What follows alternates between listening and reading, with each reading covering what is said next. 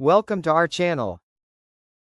Netgear EX6400 AC1900 Setup. Set up your Netgear EX6400 AC1900 via web browser method. Plug in the Netgear EX6400 to a power outlet and turn it on. Wait for the power LED on it to become solid green. Connect the device to your existing router using an Ethernet cable. Type mywifi.ext.net in the web browser of your choice and press enter. You will land on the Netgear AC1900 login page. Enter your default credentials and hit login. Now, choose the Wi-Fi network you want to extend. Follow the on-screen instructions and finish the Netgear AC1900 EX6400 installation process.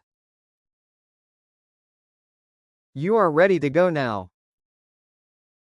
In case, at any step, you got stuck, get in touch with our experts.